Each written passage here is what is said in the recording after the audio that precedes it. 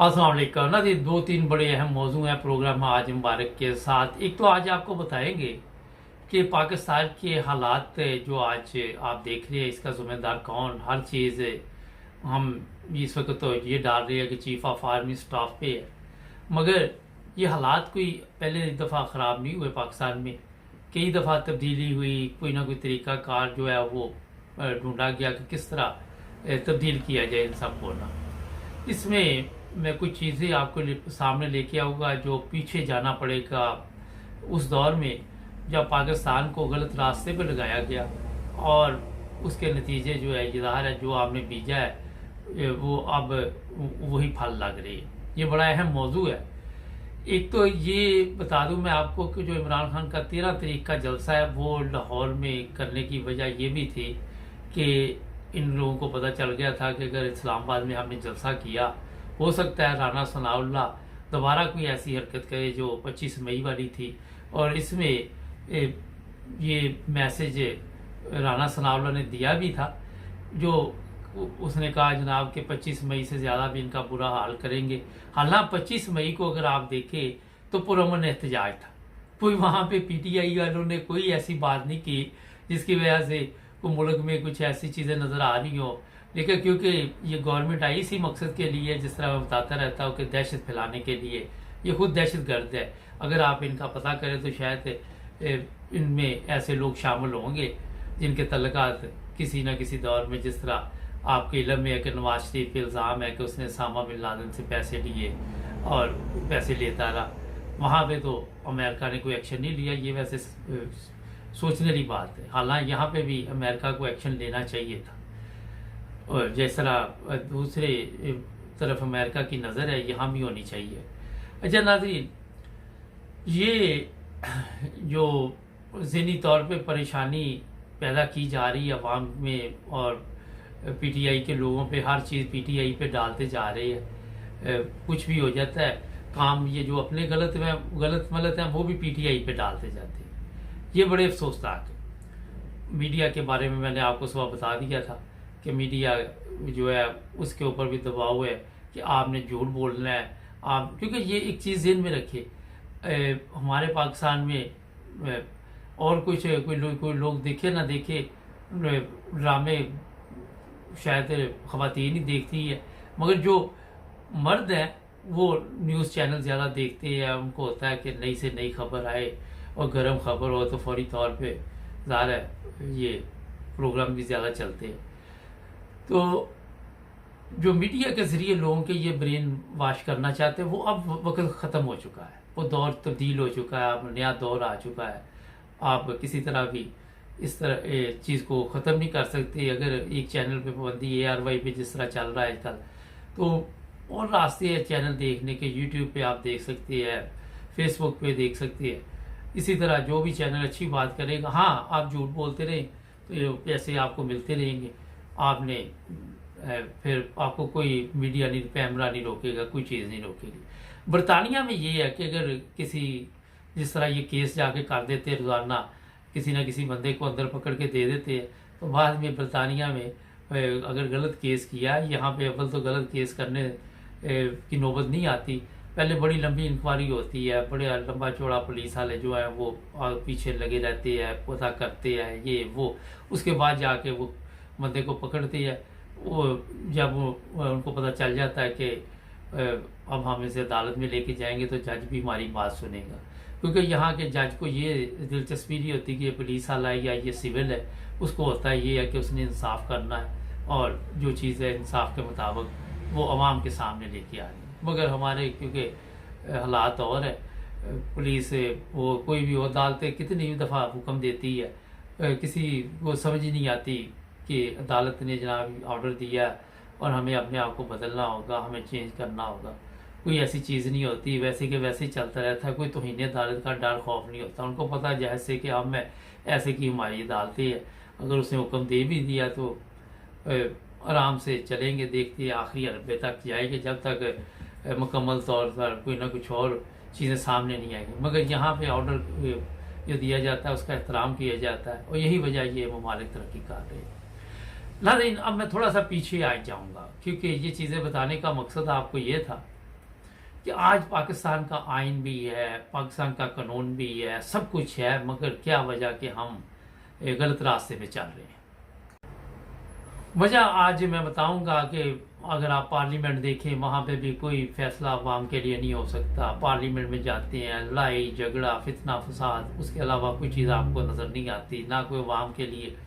ये 1974 से ही काम शुरू हुआ हमारे पाकिस्तान के, कि 1974 से नाइंसाफ़ी का दौर ऐसा चला जहाँ पे आज आप देख रहे हैं कि कहीं पे भी आपको इंसाफ नज़र नहीं आता, लोगों की नज़र इस पर नहीं जाती, लोग सोचते नहीं हैं। और मेरा ख्याल है कि या समझदार लोगों को तो समझ आ जाती है। उन्होंने तो सोशल मीडिया पे आके कई दफ़ा इस बारे में बातचीत भी की कि कुछ ऐसे सियासी फैसले किए गए जिनका तल्लक ना तो पाकिस्तान की कौमी असम्बली से था, ना कोई उसमें जमहूरियत का कोई तल्लक है कि जनाब हम जैसे मर्जी लोगों के मज़हब के फैसले करें, लोगों को पाबंद कर दें, लोगों को काफर का फतवा देना शुरू कर दें। ये वो असम्बली इनके बड़ों ने जो कारनामे अंजाम दिए थे, उनकी नस्लें आज असम्बली में बैठी हुई हैं। उसमें अगर आप नज़र डाल लें तो आपको बिलावल भी एक निशानी नज़र आ जाएगा, जुल्फ़िकार अली भुट्टो का आ रहा है, ये भुट्टो इसका नाना था, जुल्फ़िकार अली भुट्टो का।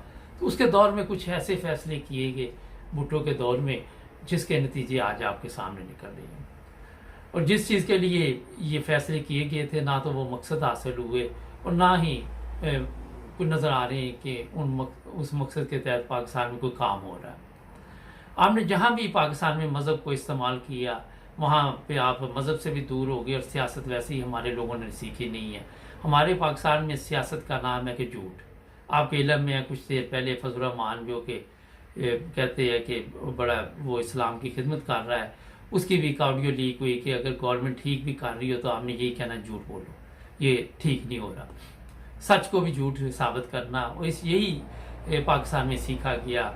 जो हमारे मजहबी रहनुमा इस तरह की तालीम दे रहे हैं, जो इनकी इस तरह की ऑडियो निकल रही है, उनके बड़ों की जो करतूतें थी, जो बड़ों के फैसले थे, उसने पाकिस्तान में हमें एक कौम नहीं बनने दिया। मज़हब के नाम पे लोगों को अक़लियत करार दिया गया, और जिनको अक़लियत करार दिया गया वो आज भी मेरा ख्याल उससे बेहतर ज़िंदगी गुजार रही है। वो जिन्होंने इस तरह के काम किए, वो आज भी उनकी नस्लें पार्लियामेंट में एक दूसरे को गालियाँ देने पर आपको नज़र आएंगे, पता नहीं उनको आदत पड़ी हुई इस चीज़ की। ये चीज़ें जो थी, इससे हमारे अंदर एक तफरीक पैदा होगी। हमने हर वो कानून बनाने की कोशिश की। पिछले दिनों आपके सामने पार्लियामेंट जो पंजाब असम्बली में उन्होंने कहा परवेज़ लाई जो एक काम लगा हुआ है, कभी कहा यहाँ पे कभी, हमने सिर्फ इसे कागजी कार्रवाई तक रहने दिया। अपनी हालत नहीं बदली, अंदरूनी हालत नहीं बदली, वो चीज़ें नहीं सीखी जो इंसानियत के लिए बनी हुई है या जो दीन के लिए है। दीन के नाम पे हमने सियासत की, और ना तो सियासत में कामयाब हुए और ना दीन में कामयाब हुए। जब भी आप गलत रास्ता अख्तियार करेंगे, वहाँ पे आपको नुकसान जो होगा वो सिर्फ एक बंदे का नहीं होगा, पूरी कौम का नुकसान होगा। गलत फैसले पार्लियामेंट के, जिस आइन में आपने तब्दीली की गई, ना आज तक उस आइन के मुताबिक पाकिस्तान चल सका। उस आइन को मुताबिक बस ये एक चीज़ हमारे जेहन में आ गई, इसके ऊपर आर्टिकल 6 लगा दो, इसके ऊपर आर्टिकल 6 लगा दो, और कोई चीज़ हमने नहीं सीखी। ये बड़ी अहम चीज़ मैं आपको बता रहा हूँ। और कौम में ऐसी चीज़ें आई जिससे कौम ने मेरा ख्याल है कि अपना भी नुकसान किया, आने वाली नस्लों का भी नुकसान किया जा रहा है। किसी जगह पे पासवर्ड में मज़हब का खाना बना के लोगों को गुमराह करने की कोशिश की गई, किसी जगह पे लोगों पर पाबंदी लगाई गई, किसी पे कुछ कहा गया, किसी को बेगुनाह जेल में डाला गया। और ये खुदा ताला के जो अहकाम है उस पर भी पाकिस्तानी कौम अमल ना कर सकी कि इंसानी हकूक़ का कहाँ तक ख्याल रखना है। आज आप देखते हैं जिस मीडिया की आप बात कर रहे हैं, इसी मीडिया ने बढ़ चढ़ कर पाकिस्तान के उस दौर में 74 में बड़ी बड़ी खबरें लगाई, और बड़े इन्होंने अपनी उस वक्त अखबार का दौर था, तो अपनी मकबूलियत हासिल करने के लिए बड़े कारनामे जो भुट्टो के लिखे गए कि उसने 90 साल मसला हल कर दिया, उसने ये कर दिया, उसने वो कर दिया। आज जो लोग भुट्टो को शहीद कह रहे हैं, कभी शहीद को भी इस तरह फांसी होती है, कभी शहीद को जाके कोई जनरल ठुड्डे मारता है। ये चीज़ें सोचने वाली है कि जैसे जो लोग इज़्ज़तदार होते हैं उनकी शहादत भी इज्जत की होती है। उनको इस तरह फाय नहीं लगाया जाता। जो चीज़ें आप कौम को दे रही है, उससे बजाय इसके कि इससे आप सबक हासिल करते, कौम को बताते कि उस वक़्त के वज़ीर आज़म के गलत फैसलों ने आज हमारी कौम को एक कौम नहीं बनने दिया, कायदे आज़म वाला पाकिस्तान नहीं बनने दिया। जो कायदे आज़म ने कहा था कि ये पाकिस्तान तमाम पाकिस्तानियों के लिए है, वो नहीं बनने दिया। ये बड़े अहम मौजू है। जो कौमें अपनी जो गलतियाँ उससे नहीं सीखती, आप देखिए आज हमारी कौम ने कुछ भी नहीं सीखा। आप गौर करें कि जितने ममालिक दुनिया में है वो तरक्की की तरफ जा रहे हैं। हमारे पड़ोस में बांग्लादेश है, कितने साल बाद 71 में वो आज़ाद हुआ, और हम 47 में, 71 में वो आज़ाद होने के बाद उसकी ये देखिए आप यहाँ बाज़ार चले जाएं, वो उसकी चीज़ें मार्केट में आपको मिलेंगी। उनका बिजनेस है, उनका कारोबार है, हर चीज़ है। उन लोगों ने, वो भी मुसलमान हैं, उन्होंने क्यों सीखा, हमने क्यों नहीं सीखा। जहाँ तक फ़ौज की बात है, वहाँ भी फ़ौजी हुकूमत रही, मगर बाद में उन्होंने फ़ौजी गवर्नमेंट का दोबारा आना नामुमकिन कर दिया।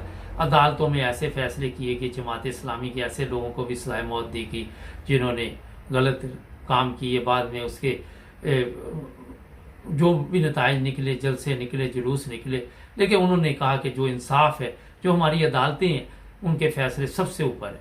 और यही वजह है कि बांग्लादेश आज अदल में आगे निकल गया। हम अगर इंडिया की मिसाल देंगे तो हमारे पाकिस्तानी दोस्तों को बड़ी तकलीफ हो जाती है।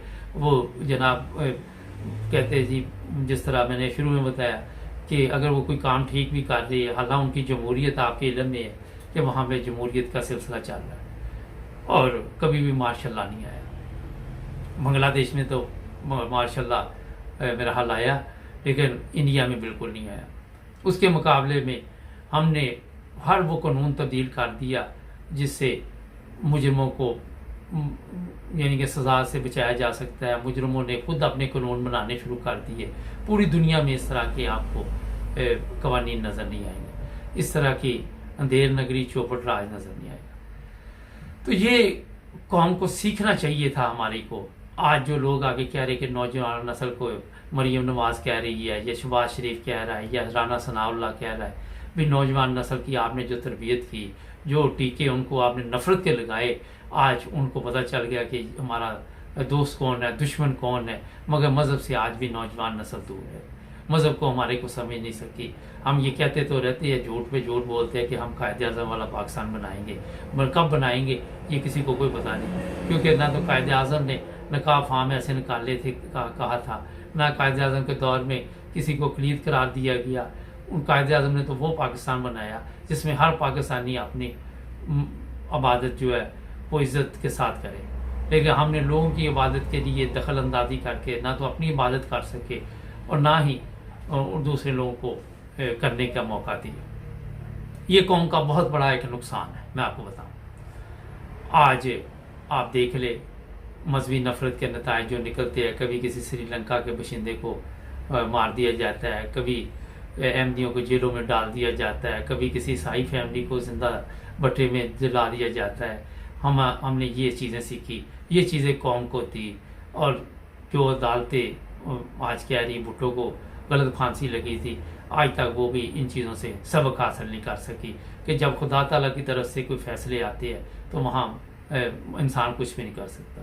आज अगर इतने सालों बाद अदालतें ये मान रही हैं, यहाँ के इनके पीपल्स पार्टी के लोग ये कह रहे हैं जी भुट्टो को बेगुनाह सजा दी थी, तो उनको ये सोचना चाहिए कि उसके बावजूद आज भी हमारी अदालतें जो है अदल पे कायम नहीं रह सकती और ना ही अदल के फैसले कर सकती। तो नाज़रीन, ये मैंने आपको इसलिए बताया कि आज हमारे जो हालात बने हुए अपनी गलतियों का नतीजा है, हमारे बड़ों की गलतियों का नतीजा है, हमारी अदालतों का नतीजा है, हमारे उन मजहबी रहनुमाओं का ये नतीजा निकल रहा है जिन्होंने मज़हब के नाम पे कौम के अंदर वो जहर भर दिया जिसका मेरा ख्याल है कि आज कौम जिसको सज़ा कौम को मिल रही है। जुड़े रहे हमारे साथ, शाम को हालात आज़रा में मज़ीद बातचीत करेंगे। सब्सक्राइब